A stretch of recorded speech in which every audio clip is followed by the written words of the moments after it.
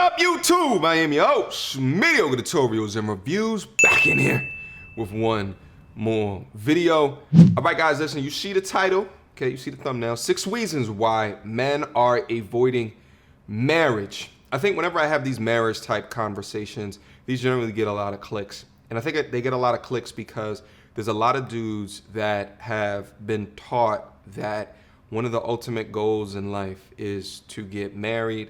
But what they are finding out in 2020 and beyond is that there seems to be a lot of the benefit has been lost from a man's perspective.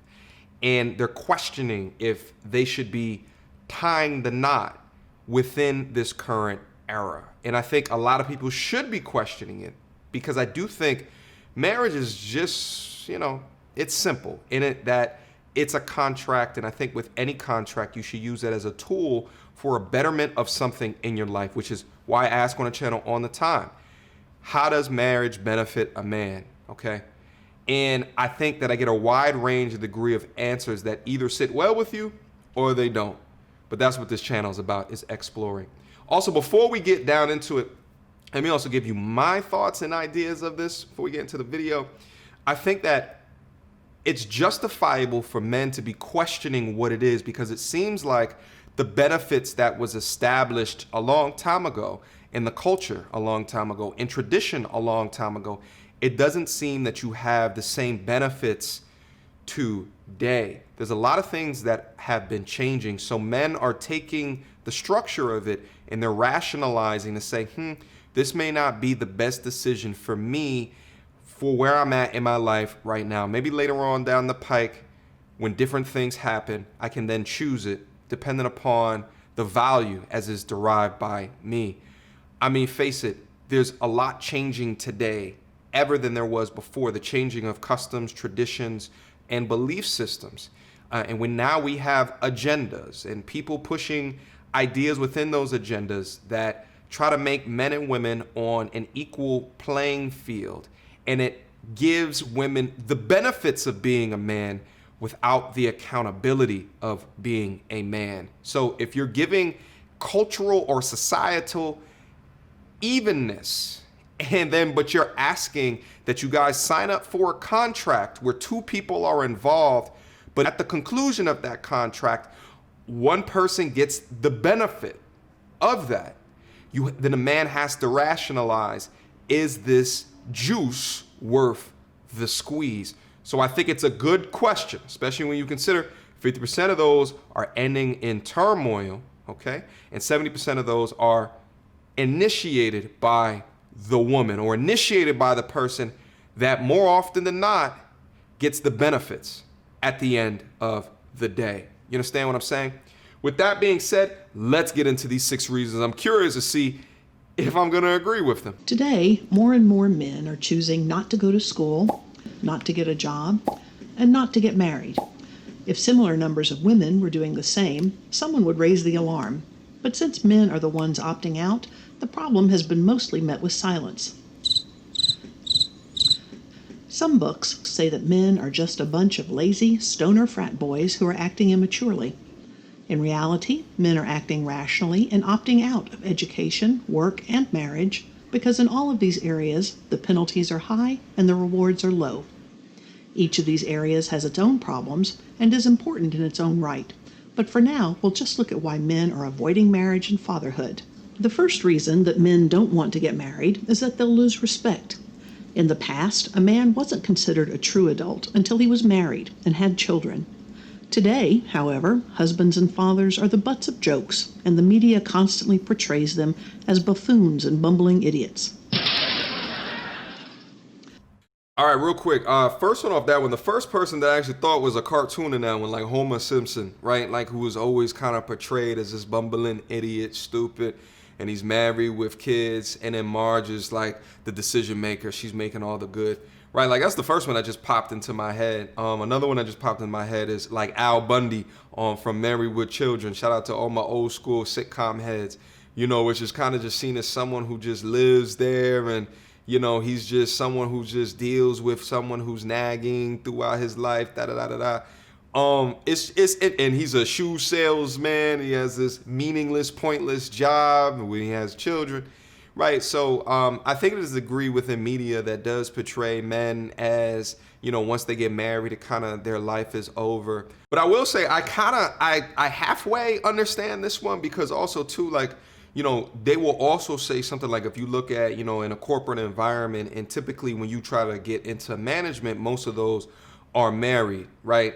So then there's an idea that getting married gets you more respect in that corporate environment.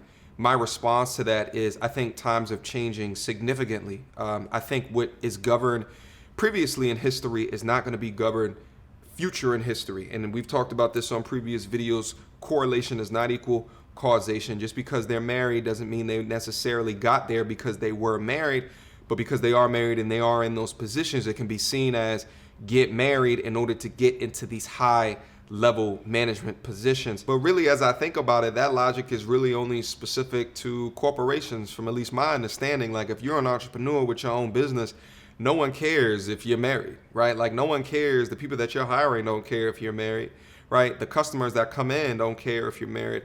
I think like it's an old age perception that was valuable at a particular time, but today I don't think that it is as valuable. The second reason is that they'll lose out on sex. Men who cohabitate with their partner but aren't married have much more sex than their wedded counterparts. Recent studies have also found that cohabitators are happier and more confident than married couples.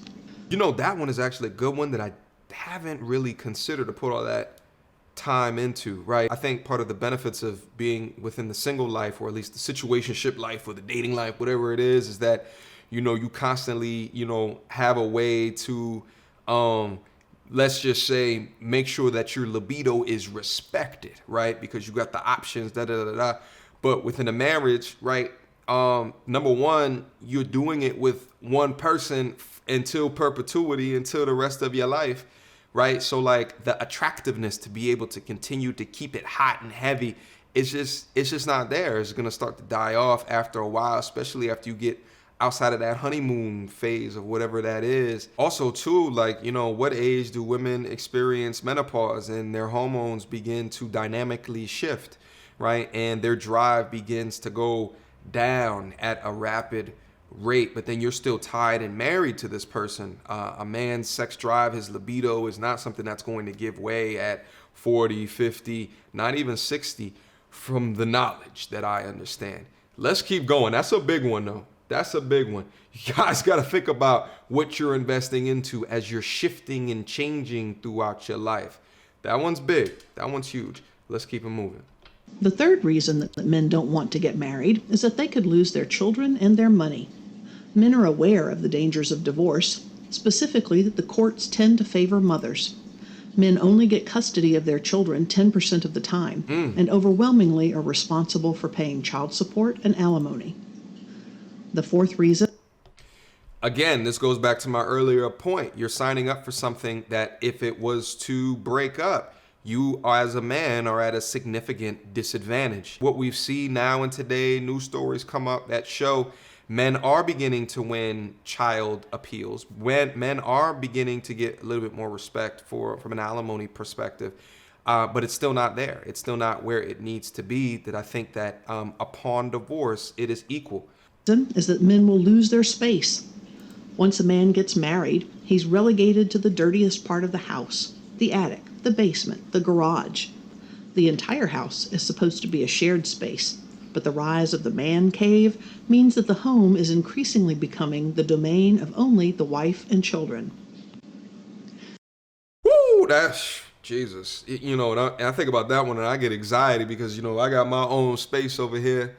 You know, I could wake up whatever time that I want, you know, I could do whatever I want in here. And, you know, having to share space, especially me being an only child. So this one is being raised an only child will make you very prone to not want to share your space, okay, growing up. And with that being said, I was dating a young lady and I said something like this at some point, that if I was in a long-term, you know, relationship, I'd probably have my own house. I'd probably have my own space, my own condo, at the utmost least. okay? Because I think that it's very important for dudes to have their own sanctuary, their own space, their own quarters, their own kingdoms. You see what I'm saying?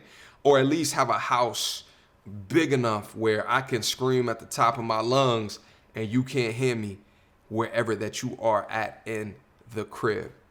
Let's move on. The fifth reason that men don't want to get married is that they can lose their freedom. If a man gets divorced and can't afford child support, he can get locked up. On any given day, there are almost 50,000 people in jail due to child support arrears, most of them male.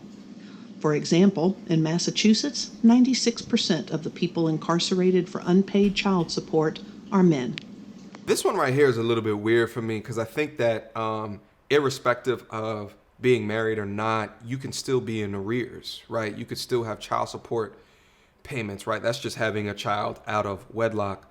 I think what they're getting at here is one of the purposes of getting married is to have children. So this one right here just sounds like, you know, a potential of waiting to have kids or not having kids at all, because if the child support gets put on you, you have to come up a lot of money. I mean, I think like in understanding like my buddies that are in child support payment, you know, or that are giving money out, the amount of money that they have to pay was shocking to me. Like the percentage of their total income coming in was really shocking, right? And as someone who has a goal of being financially independent as early as possible, doing something like that sets me back significantly because the amount of money coming in now has to go out towards that child support payment. Okay, let's move on. The final reason that men don't want to get married is that the single life is better than ever. In the past, single men were looked at with suspicion, but this is no longer the case. There are plenty of 40-year-old bachelors. Employers look favorably at employees with non-conflicting family responsibilities. Dating has gotten easier, and premarital sex is no longer taboo. On top of this, there's more to entertain single men today than there was in the past, with video games, cable TV, and the internet providing diversions not previously available. Yo, this one is actually a really good point. Let me get into this one kind of step by step. First, she said employers are more favorable towards people without family obligations. Here's the thing. I've actually thought about this one as well. Like, you know, the amount of people that call off because of kids they got to go see their kids are sick, right? Without this family obligations would, in my eyes, be seen as less valuable as someone who doesn't have the obligations of that person and is not calling off sick because their kids are sick or because childcare or the babysitter couldn't come through. So I would see that is seen as more advantageous because theoretically you have more time to do your thing. You understand what I'm saying? The second one there, I think it was dating is getting easier. And then the last one I feel like was premarital sex is no longer viewed as weird. And those are very, very true. Even, you know, something like as a Bumble, like, you know, they have video chat capabilities now. So like you can meet somebody and then you can video chat. You can essentially set up a date over Bumble, you know, and never have to leave the crib. So it just, and you can rapid fire those. You can schedule those for 15 minutes at a time. Just boom, boom, boom. And you just meeting different people, right? And just expanding your options and taking up your time. Premarital sex one, we already know that one. I didn't even have to go over that one. But on the other side of the coin, on the equation, you got other things that could take up a man's time that can be as fun as being in a dating relationship with another human being. I mean, you got the video games, you got the TV, right? All the different shows, the Netflix, the computer, you know, all these other things, right? Like, honestly, even looking at myself, right? Like, if I wasn't spending as much time creating things for a YouTube channel, I would probably make a lot more time to be able to date. You know, maybe I get up in some type of relationship if I found one that had worked for me. But instead, I'm focused on my purpose, okay? I'm focused on creating. I'm focused on all these other things that give me happiness and joy within my life. Versions not previously available. To recap, men are opting out of marriage, in addition to education and work, at alarming rates. This isn't due to laziness, but due to rational choices where men no longer see the value of participating in these areas. People respond to incentives, so if we want more men to marry, it needs to be a more attractive proposition. What I learned from this video is that, like, you know, from a man to consider marriage is really two sides of the equation. It is, what is the benefits? What are the pros and cons of being in the marriage? And what are the pros and cons of staying outside of the marriage? And listen, here's the thing. Marriage should be viewed, in my opinion, as a tool. If the benefit is for you, after critically thinking about the pros and the cons of staying single and the pros and the cons of going in this day and age, and you still feel like it makes a lot of sense for you and your lifestyle and the goals that you have in your life, have at it. Do your thing, you know, as long as you adequately consider how much your life would change and how much that you are putting at risk with the person who you are putting it at risk with. That has been my video. That has been my thoughts. Mediocre tutorials and reviews at gmail.com. Instagram at mediocre tutorials and reviews. And I mentioned I have a Patreon with loads of benefits. The family is growing up there. Go up there. Link down in the description below. Until next time, YouTube. Peace!